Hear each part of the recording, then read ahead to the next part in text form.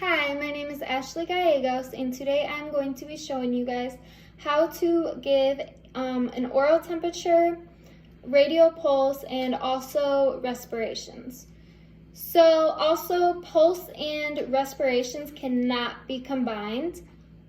So also when you are giving pulse, respirations, and temperature, make sure you look at the care plan just to see if you need to go for 30 seconds or a minute.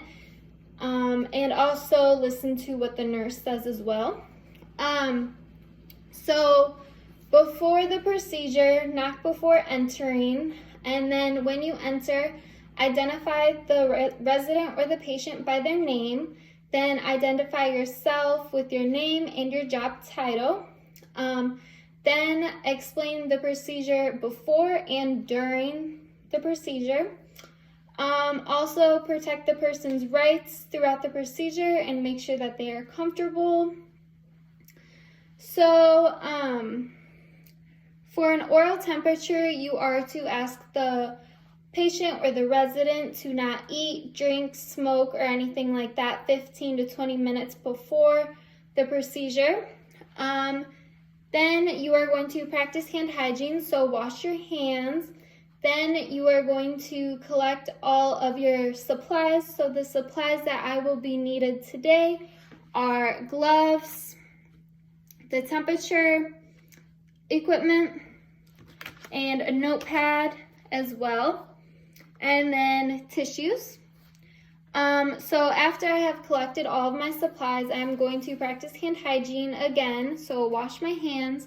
Then I am going to identify the patient or the resident again with their full name. I'm going to be checking the ID bracelet against their assignment sheet and use 2 identifiers as well. And then throughout this procedure before, I am to provide privacy for my patient or resident, so close the curtains.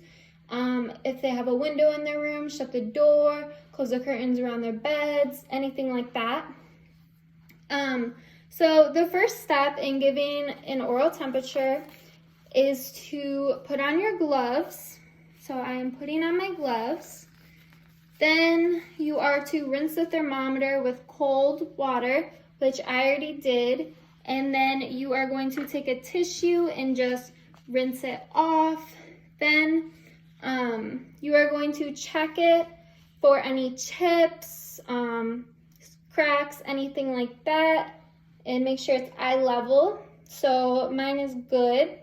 And then you are to shake down the thermometer, so it's like all on the wrist to make it the mercury all go down. And after you have done this, you are going to take a plastic cover and just put the thermometer in here. And then when you are by the patient, you are going to remove the plastic cover. Then you are going to place the bulb end, so that is this part, under the tongue on one side. And then I am going to ask my resident to moisten his lips, so just lick them. And then I'm going to place the thermometer underneath their tongue on one side, and then I'm going to ask them to close their mouth so they could hold the temperature in their mouth, and then I'm going to be leaving it in there for 2 to 3 minutes. So you are supposed to wait 2 to 3 minutes, and after that, so we will just pretend that 2 to 3 minutes have gone by. And then to read this, so I don't know if you could see it, but this one right here is 96. And then the one right in the middle of it, of the 96, would be 97. And then you just count the little numbers by 2. So 96.2, 96.4, 96.6, and that is how you read the temperature. So after you're done with the procedure, you are to provide your patient or resident with comfort, place the call light or any other materials within their reach, and complete a safety check around their room. And then also you could take the gloves off, which like this, and then like this, and then discard the gloves, and then practice hand hygiene, and then report and record the patient or resident's temperature in your notebook for the nurse, and if it was an abnormal temperature, report it to the nurse immediately. And that is how you record an oral temperature. Now I will be showing you guys how to be taking a radial pulse. So the quality of life procedures and the pre-procedures are all the same as the oral temperature, except now I don't need any equipment.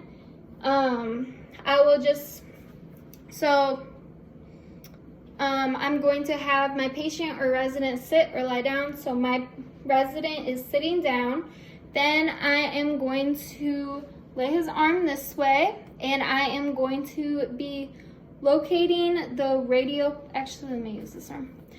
So I'm going to be locating the radial pulse, which is by the thumb, and I'm going to be using just 2 fingers, not 3. I'm going to be using 2 fingers to find the radial pulse.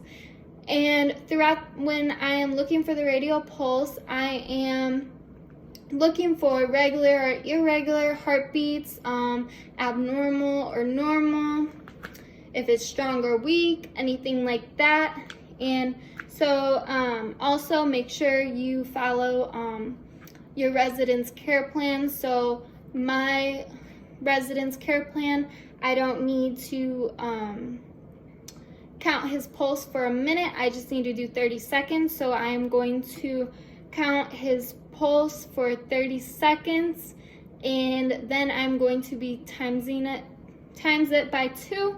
So I have my watch, and I'm going to start when it hits 30.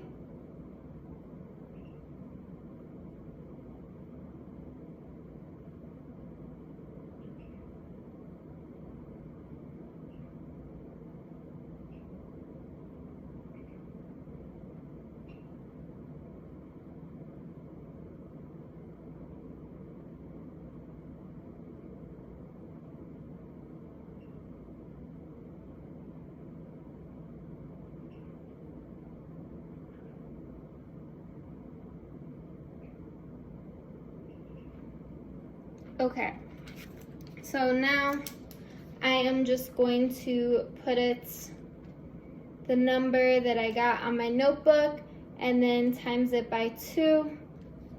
And then also I'm going to state if his heartbeat was strong or weak, and then if it was irregular or regular. And then that is how you find a person's pulse, radial pulse. And also for the post procedure, it is the same as the oral temperature. So now I'm going to be showing you guys how to be counting a person's respirations. And also just make sure to look at the resident or patient's care plan to see if you need to be counting the respirations for 30 seconds or a minute, and also the nurse will notify you as well. And also the quality of life and the pre-procedure is all the same. Since I didn't use a stethoscope when I found the radial pulse, I will not be using a stethoscope when I'm counting their respirations.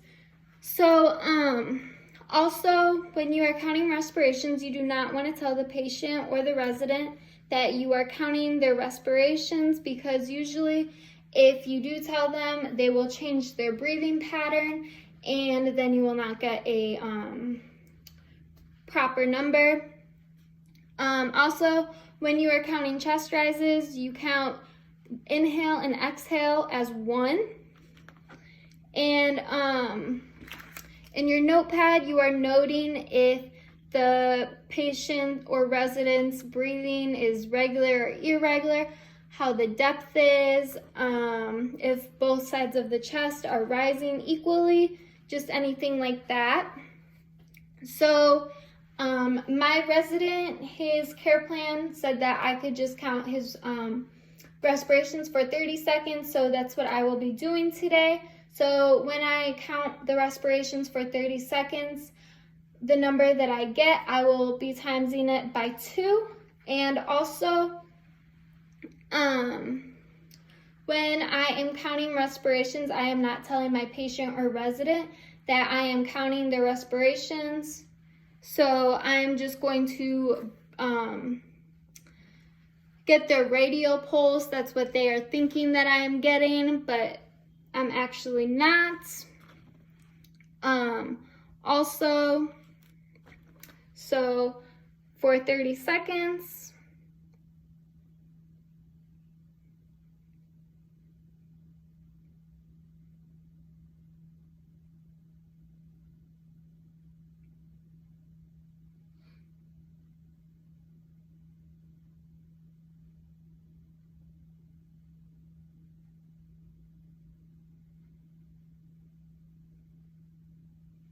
okay, so now after you have gotten their number, just record it and then times it by 2, and then you will get their respiration rate. And also, you are to report these numbers to the nurse, and you are going to report immediately if their respirations are off.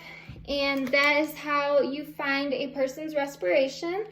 The post procedure is the same when you are getting their oral temperature or their radial pulse. So that is how you find an oral temperature, a radial pulse, and counting a person's respirations. Thank you.